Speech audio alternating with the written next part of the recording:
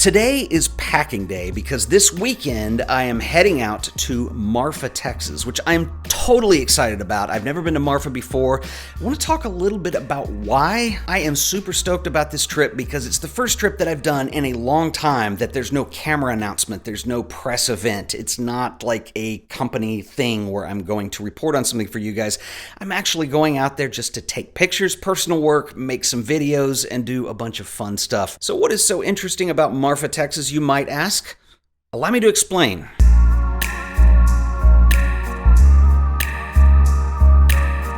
Marfa is all about this guy, Donald Judd. Donald Judd was this artist/sculptor who is strongly associated with this minimalist movement that came out of New York in the 1970s, 1980s, although he hated that term.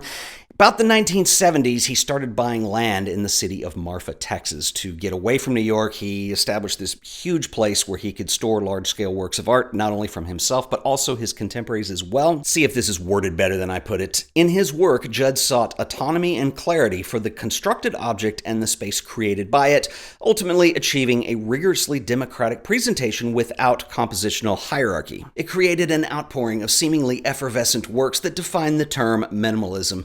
Nevertheless, he is generally considered the leading international exponent of minimalism and its most important theoretician through such seminal writings as Specific Objects, written in 1964. What does that mean, and why are we looking at this on a photography channel? Well, Donald Judd is known for a lot of works that you see in museums such as this, these metal boxes stacked up against a wall. But the key to understanding Donald Judd is not just looking at these aluminum boxes the way they're stacked, it's the space between them and how that creates a contrast and symmetry to the object as a whole. So these objects have just as much to do with space as they do the actual materials. That's where we get into some of this idea of avoiding composition. So this is Marfa, Texas, and you can see that before Judd, there was a military base there, and you see these barracks. Judd bought these when he was alive, and this is where his work is stored. Today, it houses the Donald Judd Foundation. It's also known as Chinati.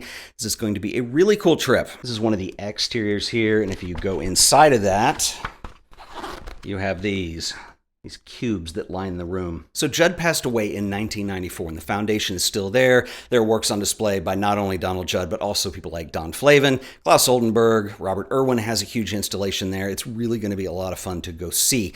Since then, there has also sprung up this huge art community that kind of is there, probably in part because Chinati's there. Also interesting is that Marfa is geographically very interestingly located. It's not really close to very much. It's about an hour from the border of Mexico, a couple hours from El Paso or Midland. Tell you what, let me give you the lay of the land here. Okay, so on a map, this is Texas right here, Mexico's down here, Oklahoma, New Mexico.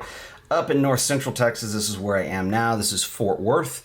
We're going to be going down here to Marfa, and as you can see, there's not a lot around here. Here's the U.S.-Mexico border. This is Big Bend, which is supposedly beautiful, and here is Marfa, Texas. There's kind of a triangle of little towns here, all about 30 minutes apart. You've got Marfa, Fort Davis, and Alpine over here. Pulling up directions, this blue line is the fastest route, and it is about 7 hours and 15 minutes. That is if you don't stop. There's two other choices here. Little known fact, I hate driving on the interstate. There's nothing to see. It gets boring. I would almost rather sacrifice, add another hour to the trip, have a more interesting drive, and it'll just seem like the whole thing's faster. I'm not real sure yet, but that's what we're looking at. But it's going to be a fun trip, and earlier I mentioned that I have never been to Marfa, which is a little bit of a stretch. I have never been to Marfa. I have been to Fort Davis. I went to camp there when I was like in the 6th grade. Check this out. So this is like 6th grade. That's me. That's my cousin. That's our friend Scott. Never thought you'd see me doing this, huh? So you might be saying, Ted, this minimalist stuff is great and all, but what does minimalist sculpture have to do with photography, and why do we care? It actually has everything to do with photography. I've made videos for a number of years now, and if you've followed me for a while, I've done composition videos on minimal use of space. I've done photo assignments on this stuff, and one of the things that is most fascinating to me about photography is the space that you're using in your composition. You have your subject, you have your point of focus, you have what the photograph is about. But in composition, I would actually argue that the negative space, or the spaces where nothing is going on, is just as important as the positive space. So Judd's works are three-dimensional, and they're not framed in a composition like a photograph is. They're more of an experience and how you're going to interact with that work and see it in its environment. But I think that is so inspiring to me as a photographer. That's part of why we chose this as the location to go to. So when it comes to photography and art, I have an appreciation for minimalism. However, when it comes to my own packing style, I'm definitely not a minimalist. And it really doesn't help that all the research that I've done online, it's a little bit vague in terms of when you're on some of these sites, if photography is allowed or not. One of the things they say in there is they say they don't encourage it. They encourage you to have a direct experience with the artwork, but it doesn't say no photography. So I'll definitely be having a direct experience with the artwork, but I'm not really sure what I'm going to bring, and I don't want to bring too much stuff if it's not going to get used. One thing I am definitely bringing this time around is my drone. Now, Marfa is in a part of Texas where the desert meets this mountain range. You're in the Davis Mountains and you're in the desert. And so I think there's going to be some amazing landscape opportunities. And usually I don't pack this because it takes up a lot of space in my luggage. And when I fly, if I'm not going to be able to use it when I get there, kind of a waste. So I'm really excited about using the drone, and I got this cool thing. So DJI were nice enough to send this to me to check out. This is a controller that they have now for the Mavic series, and it's an all-in-one controller. I'm really excited to try this out too, because one of the things that I don't like about flying my drone is that if you've ever used any of DJI's products, the way it works is you typically use your cell phone, plug that into the controller, and that's what gives you the user interface. This has it built in, so it's got this thing. I know it's a little bright. In fact, that's a note I want to make because it's really bright, and I argue that you can see this in the sun much better than you can your phone. And the other thing that's really cool about it, because you're not using your phone, you don't get texts and phone calls when you're flying your drone. So I think that is not only a less annoying experience, it's probably a safer one too. So definitely packing that. Another thing that I am definitely bringing in, don't laugh, this is actually one of my favorite things these days. This is the GoPro Hero 7. My favorite thing about this GoPro, it is tiny. My second favorite thing about it is the image stabilization that is on these now. It is incredible. I've actually been doing videos with this, and you guys might not have known it because I didn't make a big deal about it, but for something that fits in your pocket that you can just pull out and film with, it's incredible. And I think what has surprised me the most about this is I've actually been using this as a stills camera too. It shoots raw, it's only 12 megapixels, but it's plenty to work with. And again, the size, that's the big deal. The biggest downside to this, however, is the fact that these lenses, if you've ever used a GoPro, they tend to have a little bit of a fisheye distortion to them because they're really tiny.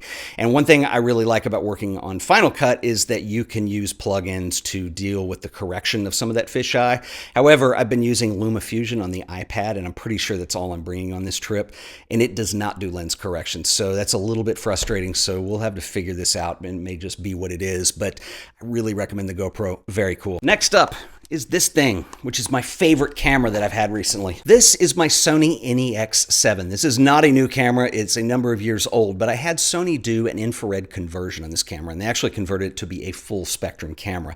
I've done a bunch of videos on this recently, and if you're interested in knowing more, I will put links in the show description. It's really cool. Basically what Sony did was they took out the IR cut filter, the low pass filter and the IR cut filter both. Makes it a full spectrum camera, so it is sensitive to light beyond the visual spectrum, which is awesome. I've had really good experience with this over the last few months. I shot on it a lot in Sedona when we were doing hot air balloons, and I really like the look that this gives you. And because you don't have the IR cut filter and the low pass filter, you use external filters that go over the lens, and they filter out certain bandwidths of light. You get really interesting results. So I'm definitely bringing that along. And I'll definitely be bringing this along, which is my Wine Country camera filter system. I did a video on this recently. My friend Rod owns this company, and it's a really cool filter system that you can use neutral density filters and even a circular polarizer. If you're shooting landscape, you can improve color contrast as well as use slower shutter speed. So if you've got some nice clouds that are moving and you want a slight blur to them. So I'll do a demo of this when we get out there. This is the newer one that fits super wide angle lenses that don't have filter threading. So this is going to be pretty cool. The only other thing is I need a camera that is not infrared and not little teeny tiny. And I'll probably use this one, which is the Sony a7 III that I'm filming on now, because then I can also do some vlog stuff with that. Probably pack my gimbal, It's always weird for me to do these check out what's in my bag type videos because, like, I mean, I'm going to pack some clothes. Do you want to see that too? Probably not. So that is what I'm doing this week, and I am super amped, and I'm going to bring you guys along. We're going to be doing some vlogging and such. My friend Eric Rossi, who you've seen on this show before, he's actually flying down, and this is going to be a big deal. It's the first time he's been to Texas. So tomorrow he gets in, then we actually leave Friday morning, and tomorrow I'm going to give him the complete Texas experience. One of the strong traditions in Fort Worth is the Fort Worth Stock Show and Rodeo. We're going to take Eric to the rodeo and get him into it. I had never actually been to the rodeo myself until I moved to Fort Worth 4 years ago almost now, and it's pretty cool when you go and you see what some of these riders do, and like they have way more athletic ability than most professional athletes.